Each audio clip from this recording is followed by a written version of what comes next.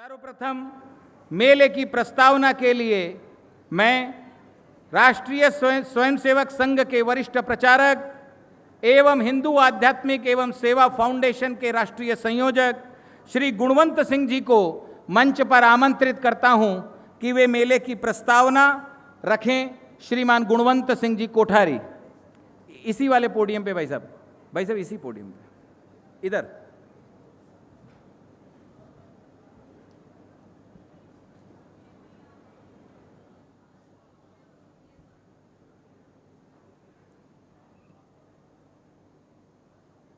अनंत श्री विभूषित निम्बार्क पीठाधीश्वर जगत गुरु श्री श्याम शरण देवाचार्य जी, श्री जगदीश धनखड़ जी, उपराष्ट्रपति भारत राष्ट्र एवं मंच पर अपनी आध्यात्मिक ऊर्जा से जन जन के अंदर उस शक्ति का जागरण करने वाले पूज्य साधु संत, दीदी माँ, हिंदू आध्यात्मिक सेवा फाउंडेशन के निमंत्रण पर यहाँ पधारे हुए फाउंडेशन के सभी संचालकगण, भिन्न भिन्न संस्थाओं के सभी पदाधिकारीगण एवं भाइयों बहनों, पूजनीय मातृशक्ति,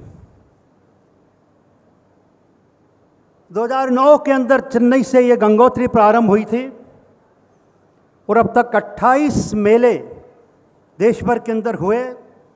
अपने देश के 12 राज्यों के 13 स्थानों के ऊपर इन आयोजित मेलों के अंदर 4000 धार्मिक संस्थाओं ने भाग लिया। 1 करोड़ के लगभग भिन्न भिन्न मेलों के अंदर जन समुदाय ने आकर के हिंदू समाज के साधु संत, मठ मंदिर, इनकी प्रेरणा से चलने वाले प्राणी मात्र के कल्याण के लिए किए जाने वाले कार्यों का अवलोकन किया। इससे संस्थाओं को भी कार्यकर्ता मिले, उनका भी व्याप बढ़ा। और एक प्रश्न जो खड़ा किया गया था कि इतनी सेवा हिंदू समाज करता है पर हिंदू के नाम से उसकी सेवा नहीं जानी जाती, ये एक वैश्विक प्रश्न था। इस पर चिंतन मंथन मनन हुआ, कई प्रकार के प्रयोग किए गए और अंत के अंदर 2009 के अंदर एस गुरुमूर्ति जी के प्रयत्नों से हिंदू आध्यात्मिक सेवा मेले का प्रारंभ हुआ। इस मेले की जो उपलब्धि रही, एक आपको मैं बताना जरूर चाहूँगा। चेन्नई के अंदर देवेंद्र वेरगोड़ा एक कम्युनिटी है जो एससी के अंतर्गत आती है। गुरुमूर्ति जी के प्रयत्नों से, चेन्नई की टीम के प्रयत्नों से वो मेले के अंदर उन्होंने आना प्रारंभ किया। आने के बाद जो उनको सम्मान मिला, आत्मीयता मिली, उससे उनका स्वाभिमान जगा और उन्होंने भारत के महामहिम राष्ट्रपति को यह निवेदन किया कि हमें आरक्षण की सूची से निकाल दीजिए। जब व्यक्ति का स्वाभिमान जगता है तो व्यक्ति अपने अंदर एक ऐसी ऊर्जा का अनुभव करता है और समाज के अंदर संचारित करता है। अपने देश के अंदर एक सबसे पहला उदाहरण है और ये उपलब्धि हिंदू आध्यात्मिक सेवा मेलों के कारण से हुई है। हमारे सेवा कार्य आंध्र प्रदेश के अंदर अनंतपुर जिला है। उस जिले के अंदर पानी की, पीने की समस्याओं का समाधान करने के लिए पट्टपूर्ति के सत्य साईं बाबा ने एक आह्वान किया। उनके भक्त जुड़े और वह योजना प्रारंभ हुई 800 करोड़ से। जब योजना पूरी हुई 2000 करोड़ खर्च हुआ। एक पैसा किसी सरकार से नहीं लिया गया, समाज के सहयोग से लिया गया। और इसकी प्रशंसा हमारी पंचवर्षीय योजनाओं की, नवी योजनाओं के प्रियम्बल के अंदर की गई।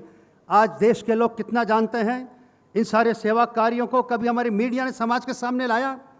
माता अमृतानंदमयी जब सुनामी आया था, उस सुनामी के समय के अंदर आंध्र और तमिलनाडु के तटवर्ती इलाकों पे रहने वाले 20,000 अपने मछुआरे बंधु के घर बह गए थे। तुरंत उन्होंने 20,000 मकान बना करके दिए।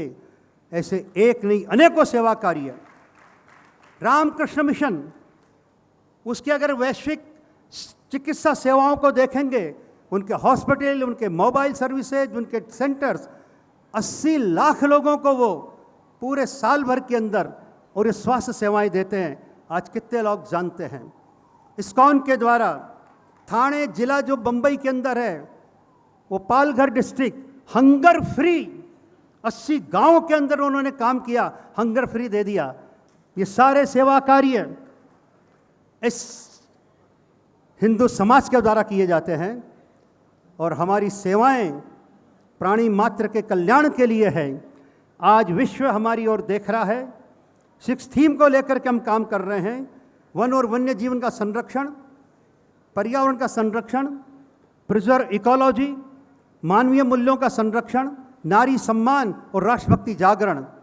आज विश्व के सामने सबसे बड़ी समस्या पर्यावरण की है और इसका समाधान पश्चिम के पास में नहीं है, इसका समाधान भारत के पास में है। और भारत के पास में भी इसलिए है कि हमने कहा ईसा वास्य इदम सर्वम, वह परमपिता परमात्मा सृष्टि के कण कण के अंदर व्याप्त है। इसलिए हमारी दृष्टि बड़ी डिवाइन बनी और इस सृष्टि के प्रत्येक यानी कण कण को हमने पवित्र माना। इसलिए भूमि को हमने पीस ऑफ लैंड नहीं कहा, उसको माता का, नदियों को पर्वतों को पूजने वंदनीय माना, गंगा माँ, सरस्वती माता, ये हमने कहा। पूरे विश्व के अंदर इस दिव्यता के दर्शन केवल हिंदू दर्शन ने किया है और आज उसकी आवश्यकता है। इस काम को लेकर के हमें आगे बढ़ने की ज़रूरत है। 5 मिनट का समय दिया, मैंने 2 मिनट ज़्यादा ले लिए। मैं इन्हीं शब्दों के साथ मेरी वाणी को विराम देता हूँ, अपना स्थान ग्रहण करता हूँ।